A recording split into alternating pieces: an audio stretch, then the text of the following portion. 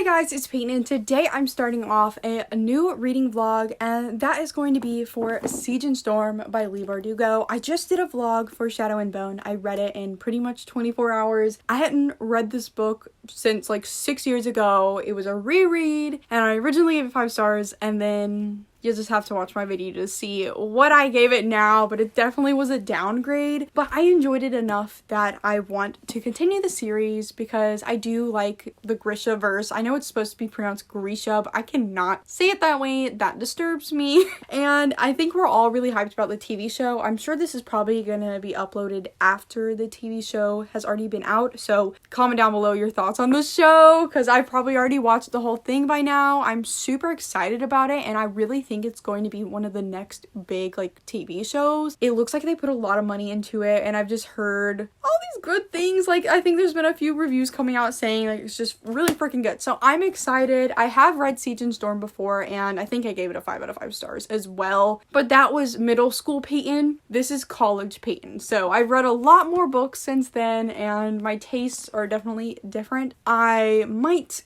have a harsher ranking for this, but I think I enjoyed this one more than this one. I remember fun things like a new character, Nikolai, is introduced in this one, and he has like a whole pirate ship that flies or something. I may be completely off and be making this up, but I swear I remember things like that. And Nikolai's character, from my memory, was someone I really enjoyed, and he's supposed to be the protagonist in the King of Scars book, which I really want to read, but I can't read it until I finish this trilogy. And I'm going to. These vlogs are gonna force me to finally finish this trilogy because I never read the third and last book. If you don't know anything about Shadow and Bone, it's pretty much this magical fantasy world, and there's this girl named Alina. She's an orphan. She has a best friend named Mal. There is a big freaking rift in their world. It's called the Shadowfold. It's just a huge thing of darkness across their continent, and no one can really cross to the other side of the country or whatever because there's a bunch of darkness, obviously, like no one can see in there, and then there's these monsters called the Volcra that pretty much kill you as soon as you go in there. And there's been a myth for a while about the Sun Summoner. So they have magical powers of bringing light and sun rays and everything like that. And this general called the Darkling has been looking for the Sun Summoner for a while so they can work together to destroy the Shadowfold. Alina has those magical powers. She's the chosen one. Of course she is, because she's the main character. It's a crazy journey.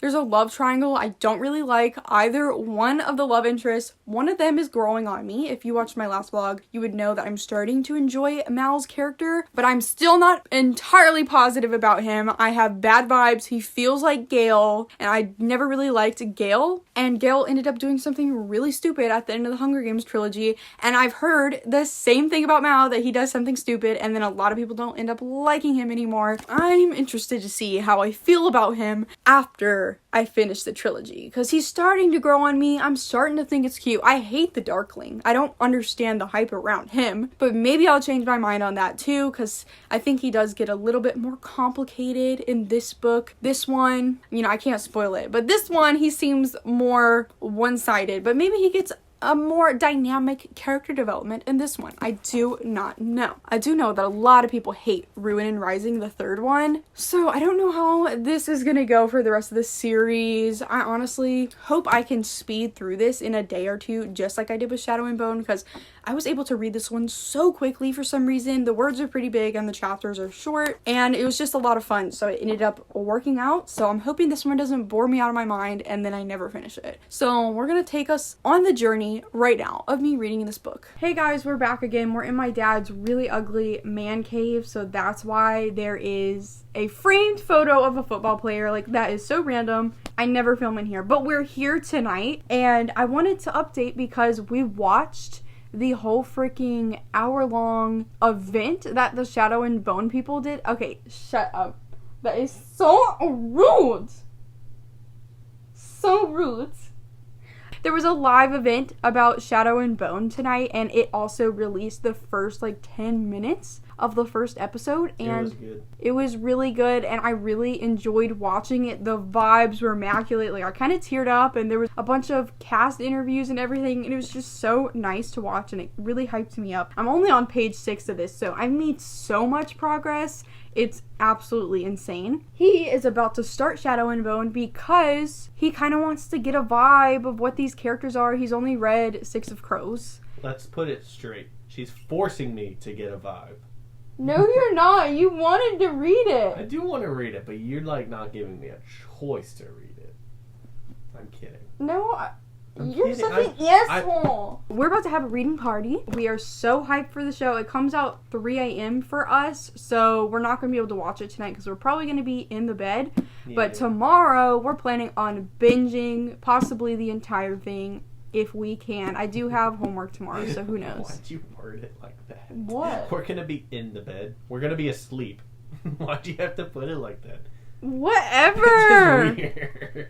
I didn't think about it that way, okay? Gosh. So we're gonna go read. Bye!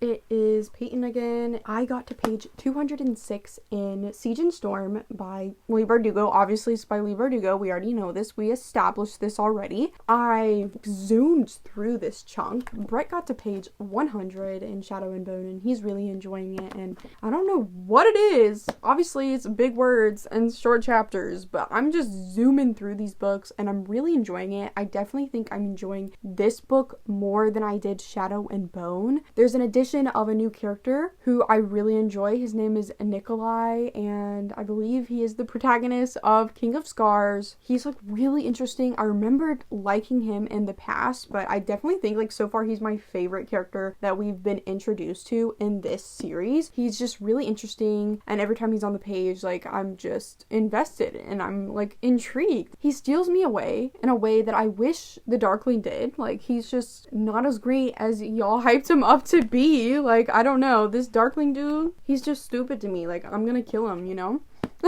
So I'm like really having a lot of fun with it. Obviously it is a young adult classic series, so right now they're trying to like get the government, and they're gonna like infiltrate the government and try to take over the government, as most YA series freaking do. So that's kind of like the vibe we're going with right now. Alina and Mal are teaming up with a bunch of people to try to like work through things, work through the issues. I'm not trying to spoil you. There's obviously problems and conflicts in the story that they're trying to work through. Oh, Malina, the ship name for Mal and Alina, I ship it. It's not like my ultimate ship of all time, but after watching that freaking 10-minute clip of the first episode, seeing how cute Mal and Alina are, like the actors are really good, like they have a lot of chemistry, but in this book as well, like they're just having a lot more moments, and I'm getting sold on them. Like I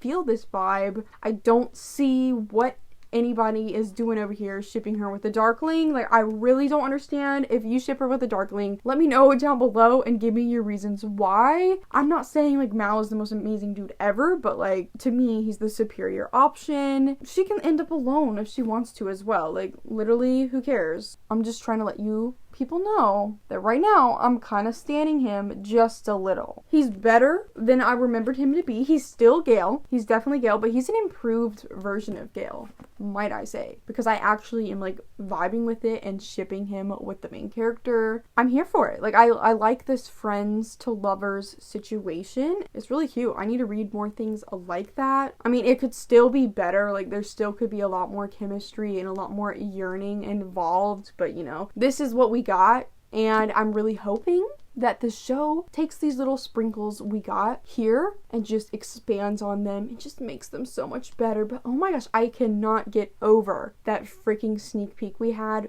the show comes out in like 2 hours. Tomorrow I really want to binge the entire show, and I guess I'll let you know some of my thoughts on that tomorrow. Hopefully I will read maybe a little bit more tomorrow, but if I'm binging the show, I don't know how that's gonna go, but I'm super excited to see how this book ends because I honestly do not remember. I have read up to the point that I remember from this series, and everything that happens here, I have no idea what's going on. So I'm excited because it feels like I haven't read this before, and I am interested to see where it goes.